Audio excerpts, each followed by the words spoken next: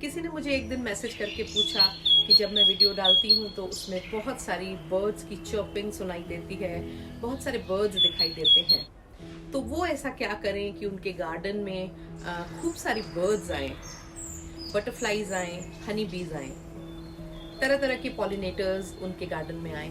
तो मैंने सोचा कि इस पे मैं एक वीडियो ही बनाती हूँ। कुछ ऐसे प्लांट्स हैं जो बर्ड्स के लिए बहुत ही अट्रैक्टिव फीड होते हैं। वो उनके जो फ्लावर्स होते हैं वो बर्ड्स के लिए बहुत ही इनवाइटिंग होते हैं। उनमें दो ऐसे प्लांट्स हैं जिनके बारे में मैं आज बताऊंगी। प्लांट्स तो बहुत सारे हैं, मगर क्योंकि बहुत ज़्यादा शैलो इन्फॉर्मेशन मैं नहीं देना चाहती हूँ, तो मैं आज सिर्फ दो ऐसे प्लांट्स के बारे में बात करूंगी। ये फ्लावरिंग प्लांट्स हैं और समर्स में इनमें बहुत बड़ी तादाद में अबंडेंट फ्लावरिंग होती है। ये मिनिमल केयर में बहुत अच्छे से ग्रो होने वाले प्लांट्स हैं और हमारी नॉर्थ इंडिया की हीट वेव को बहुत अच्छे से टॉलरेट कर लेते हैं। आज ऐसे ही दो प्लांट्स के बारे में मैं आपको डिटेल में बताऊंगी जो प्लांट्स बर्ड्स को बहुत ज़्यादा इनवाइट करते हैं आपके गार्डन में। और अगर इन प्लांट्स को आप अपने गार्डन में, अपनी बैल्कनी में ग्रो करेंगे तो आपकी हर सुबह बर्ड की चर्पिंग की संगी होगी। और चलिए आज ऐसे ही दो प्लांट्स के बारे में बात करते हैं। ये दोनों प्लांट्स श्रब्स हैं, यानी कि झाड़ियां हैं, बुशेस हैं। और इन श्रब्स को आप अपने यहाँ ग्रो करके बर्ड्स को और तरह तरह के और पॉलिनेटर्स को इनवाइट करके अपने गार्डन को बहुत ज़्यादा इंटरेस्टिंग, अट्रैक्टिव और अपने मॉर्निंग को बहुत ज़्यादा पॉजिटिव बना सकते हैं। तो चलिए आज इन दो श्रब्स के बारे में बात करती हूँ। आज जिन दो प्लांट्स के बारे में हम बात करेंगे उनमें पहला है टिकोमा या केप हनीसक्कल प्लांट और दूसरा है टेक्सास सेज। ये दोनों ही फ्लावरिंग प्लांट हैं और ये आपके गार्डन में बर्ड्स को और तरह तरह के पॉलिनेटर्स को बखूबी अट्रैक्ट करते हैं।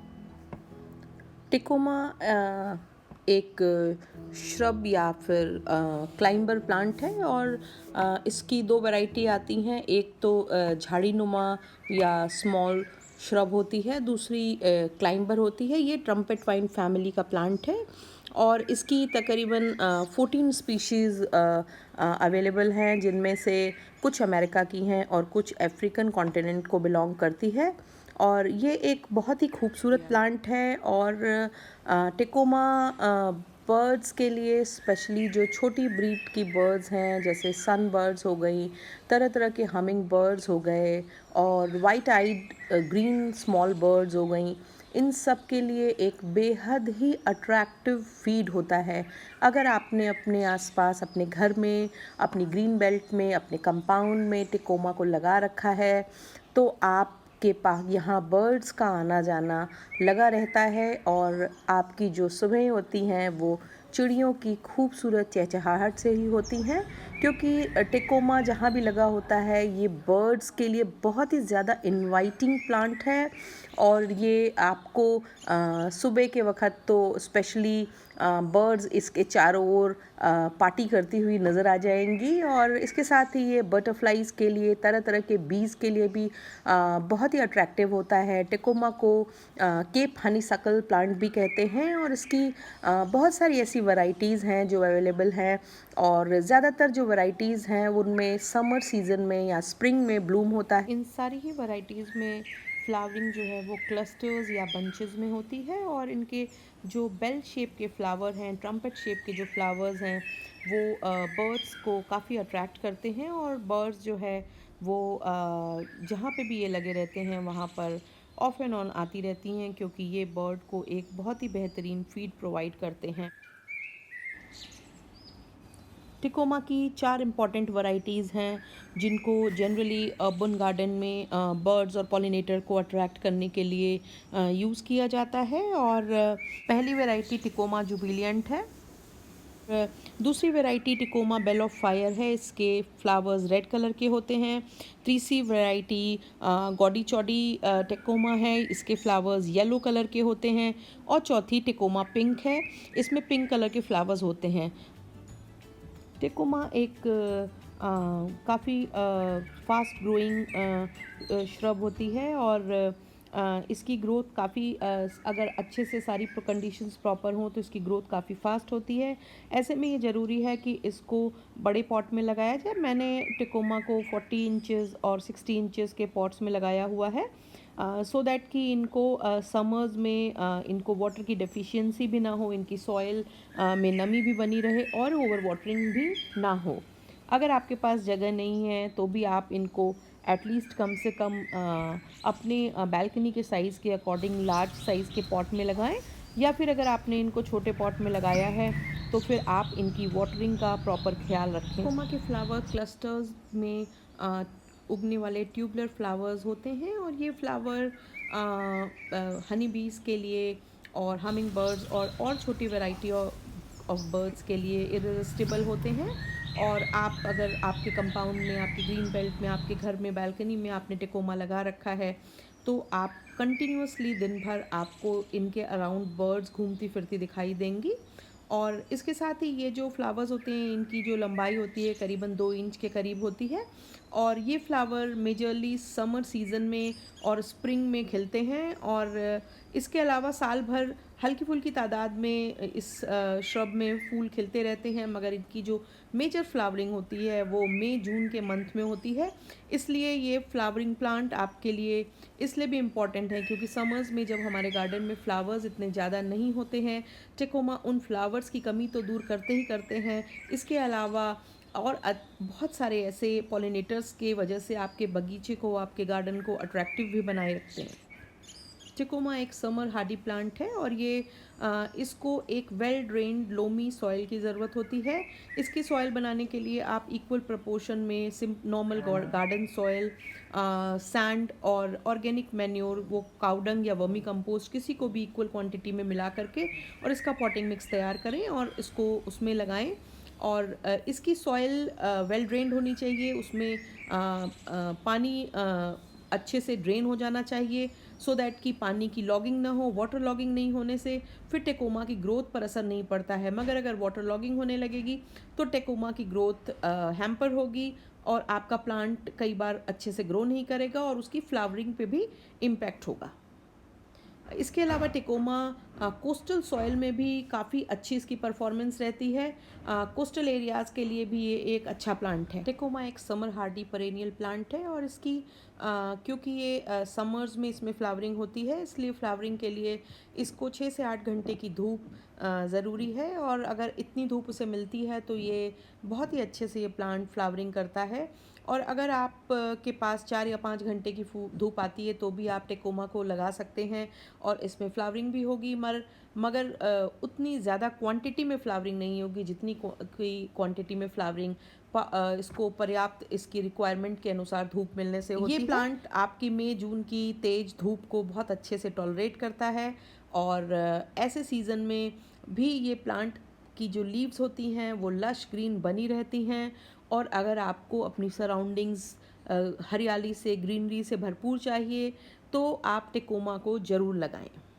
टेकोमा एक समर हार्डी प्लांट है और मई जून की तपती दोपहर में भी ये प्लांट अपनी हरियाली को, अपनी लीव्स को की खूबसूरती को बनाए रखता है। और इस प्लांट को अगर आपने बड़े पॉट में लगाया है तो आपको वीक में 1 या 2 बार थॉरोली वाटरिंग की ज़रूरत पड़ती है। और अगर इन केस आपने इसे छोटे पॉट्स में लगाया है तब तो आपको लगभग इसमें रेगुलर या अल्टरनेट डे पर पॉट के साइज़ के अकॉर्डिंग वाटरिंग करनी पड़ेगी।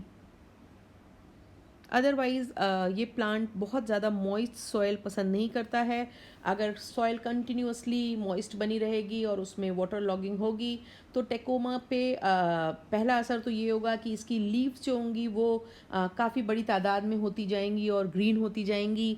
और दूसरा असर ये पड़ेगा, और फूलों की संख्या में कमी आ जाएगी। दूसरा असर ये पड़ेगा कि इसकी रूट्स जो हैं वो रॉट होने लगेंगी, जिसकी वजह से इसकी ग्रोथ धीमे हो जाएगी और ये प्लांट कई बार ख़राब भी हो सकता है। टेकोमा एक इजी ग्रोइंग प्लांट होता है और इस प्लांट की जो फर्टिलाइजेशन नीड है वो बहुत ज़्यादा नहीं है।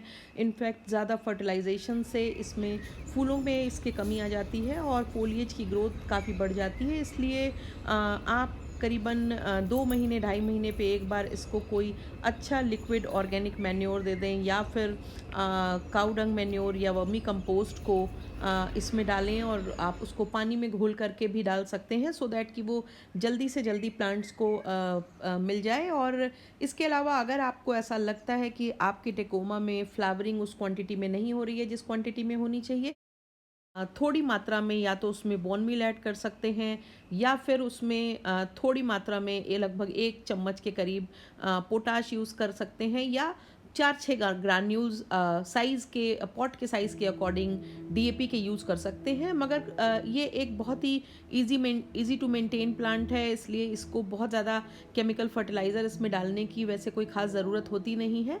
आप अगर इसको प्रॉपर ऑर्गेनिक मैन्योर डालते रहें, और इसकी जो सॉयल का जो आपने कॉम्बिनेशन है वो बढ़िया तैयार किया हो, तो ये प्लांट नेचुरली इतनी बढ़िया फ्लावरिंग करता है कि इसमें किसी भी तरह के फर्टिलाइज़र की कोई ख़ास ज़रूरत महसूस नहीं होती है।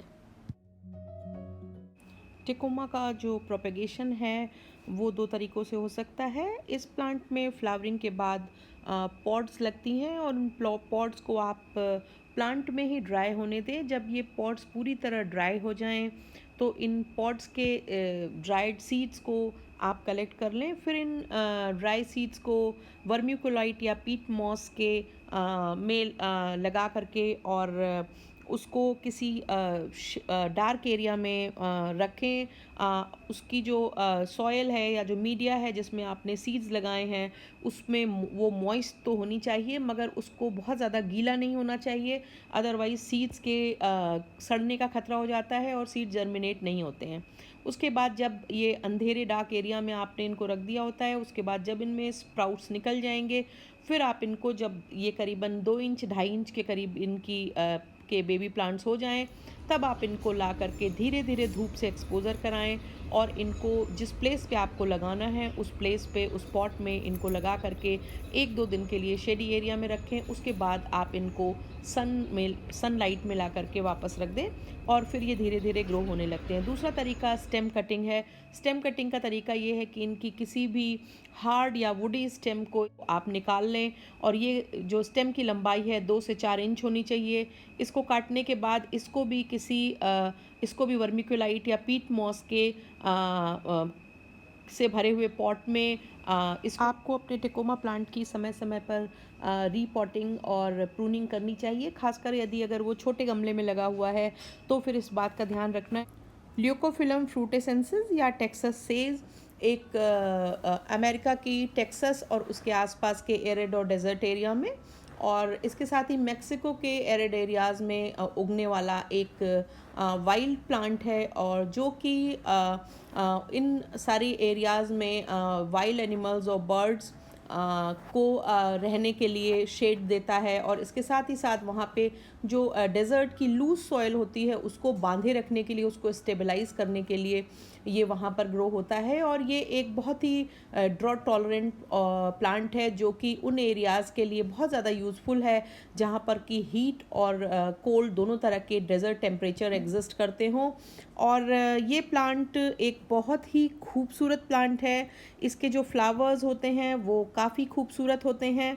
इस प्लांट में लेवेंडर कलर के फ्लावर्स होते हैं, जो पूरे सीज़न में कई बार स्पेशली मॉनसून रेन के बाद ये प्लांट अबंडेंट फ्लावरिंग करता है, और इसके जो लेवेंडर फ्लावर होते हैं वो लैंडस्केप में बहुत कमाल का कलर ऐड करते हैं। इसकी जो ग्रेइश लीव्स होती हैं, इसकी लीव्स जो होती हैं उनके ऊपर एक पाउडरी लेयर जैसी दिखाई देती है, जो इसको ग्रे कलर या सिल्वर कलर का एक लुक इसकी लीव्स को देती है। आपके तमाम ग्रीन प्लांट्स के बीच में ये प्लांट अपने लेवेंडर फ्लावर्स की वजह से और अपनी ग्रेइश ग्रीन लीव्स की वजह से अलग सा दिखाई देता है, और आपके गार्डन को काफ़ी इंटरेस्टिंग बनाता है। ये प्लांट बहुत ही ज़्यादा हार्डी प्लांट है, बहुत ज़्यादा लो मेंटेनेंस प्लांट है, जिसकी वजह से ये प्लांट काफ़ी ज़्यादा गार्डन में, स्पेशली हमारे नॉर्थ इंडियन गार्डन के लिए और समर्स में बहुत ज़्यादा उपयोगी प्लांट है।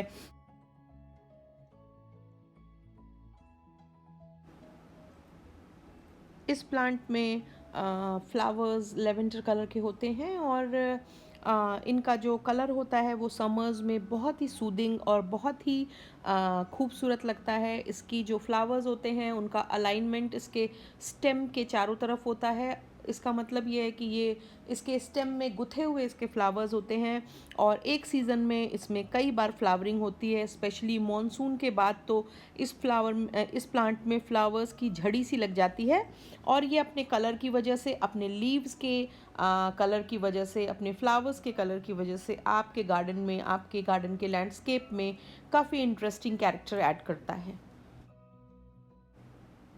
ये प्लांट क्योंकि इसकी जो ये झाड़ी होती है यानी कि श्रब होती है और इसकी लंबाई लगभग 6 फीट तक होती है, इसलिए इस प्लांट को अगर आप किसी बड़े पॉट में, नॉर्मल से बड़े पॉट में लगाएं तो वो अच्छा रहेगा, क्योंकि फिर आपको जल्दी जल्दी इसकी रिपोर्टिंग नहीं करनी पड़ेगी, इस प्लांट को डिस्टर्ब नहीं करना पड़ेगा।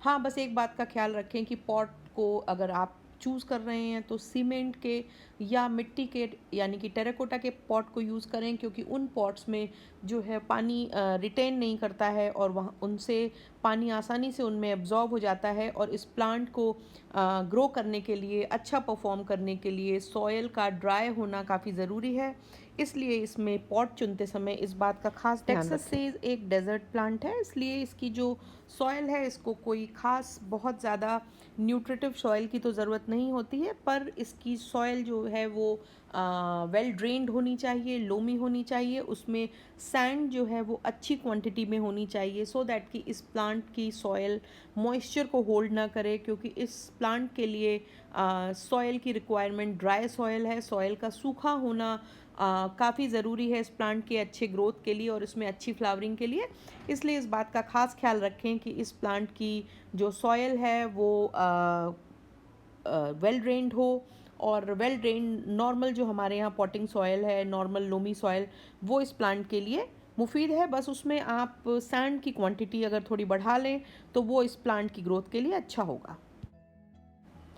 तेज़, तीखी और लंबी काफ़ी देर तक रहने वाली धूप को सहने की इस प्लांट को आदत होती है, इसलिए हमारे यहाँ नॉर्थ इंडिया की मई जून की गर्मी को ये बड़े अच्छे से सहता है और बहुत अच्छे से उस तीखी गर्मी में, उस तेज़ गर्मी में, उस तीखी सनलाइट में खूब अच्छे से ग्रो करता है। इसलिए आप इस प्लांट को ऐसी जगह रखें जहाँ पे मैक्सिमम धूप आती हो और सो दैट ये प्लांट प्रॉपर ग्रो कर सके और इसमें अच्छे से फ्लावरिंग हो। अपने नेचुरल इन्वायरमेंट में ये प्लांट कम पानी में सरवाइव करने का आदी होता है, इसलिए इस प्लांट की जो वाटर रिक्वायरमेंट्स हैं वो बहुत ही नॉमिनल हैं। और आपको इस प्लांट को अगर आपने बड़े पॉट में लगाया है तो आप इसको चौथे पाँचवें दिन अच्छे से थॉरोली वाटरिंग कर दें। अगर अदरवाइज़ आपने इसे छोटे पॉट में लगाया है तो गर्मी के मुताबिक और पॉट के साइज़ के मुताबिक आप इसका वाटर शेड्यूल अपने हिसाब से सेट कर सकते हैं। वैसे इस प्लांट को डेली वाटरिंग की ज़रूरत नहीं होती है, क्योंकि ये प्लांट कम पानी में सरवाइव करने का आदी है। ये प्लांट काफ़ी ज़्यादा पुअर न्यूट्रिशनल वैल्यू वाली सॉयल में सरवाइव करने का आदी होता है। ये जिन प्लेस पर ये नेचुरली होता है वहाँ की जो सॉयल होती है वो डेजर्ट सॉयल होती है, जो बहुत सारे न्यूट्रिएंट्स में डेफिशिएंट होती है, इसलिए इस प्लांट को आदत होती है कम से कम न्यूट्रिटिव वैल्यू वाली सॉयल में सरवाइव करने की। और आपको ये ध्यान रखना पड़ेगा, अगर आप इसमें ज़रूरत से ज़्यादा या ज़्यादा फर्टिलाइज़र ऐड करेंगे तो इस प्लांट की फ्लावरिंग पे वो असर डालेगा। इसलिए इस प्लांट को आप कभी साल में एक बार वंस अ वाइल कोई ऑर्गेनिक मैन्योर थोड़ा बहुत इसमें डाल दें, लिक्विड डाल सकते हैं वो बेटर होगा। अदरवाइज़ आप इसमें अगर कोई फर्टिलाइज़र नहीं भी डालते हैं तो भी ये प्लांट अच्छे से ग्रो करेगा, बल्कि ज़्यादा अच्छे से ग्रो करेगा। टिकोमा की तरह इस प्लांट का भी प्रोपगेशन दोनों तरीके से हो सकता है। इस प्लांट में फ्लावर्स के बाद छोटी इसके सीड पॉट्स बनते हैं, जिनको अगर अच्छे से वो प्रॉपरली सूख जाएं तब आप उनके सीड्स को कलेक्ट कर सकते हैं और 2-3 दिन अच्छे से सुखाने के बाद उन पॉट्स को ठीक उसी तरह से सो कर सकते हैं जैसे आपको मैंने टिकोमा के सीड सो करने का तरीका बताया था। और इसके अलावा इस प्लांट का भी जो प्रोपगेशन होता है वो स्टेम कटिंग से होता है और इसकी थोड़ी थिक स्टेम को लेकर के आप उसको कटिंग्स को भी ठीक उसी तरह ग्रो कर सकते हैं जैसे कि टेकोमा की ग्रो करते हैं। ये दोनों तरीके से ही ये प्लांट को आप प्रोपगेट कर सकते हैं। ये प्लांट भी टेकोमा की तरह कटिंग और प्रूनिंग को बहुत अच्छी तरह से रिस्पॉन्ड करता है, और अगर आप इसकी टाइम टू टाइम प्रूनिंग करते रहें, इसकी लेगी ब्रांचेस को हटाते रहें, काटते रहें, तो ये प्लांट एक अच्छा स्टर्डी और हेल्दी प्लांट में कन्वर्ट हो जाता है।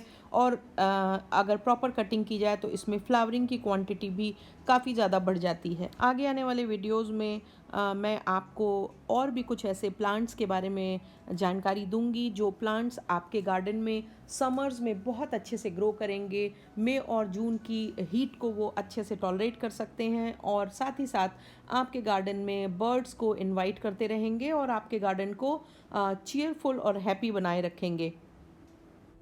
अगर आपको मेरा ये वीडियो पसंद आया हो तो मेरे वीडियो को लाइक करें, इसे शेयर करें, सब्सक्राइब करें और बेल आइकन दबाना ना भूलें ताकि आगे के सारे अपडेट्स आप तक पहुंचें।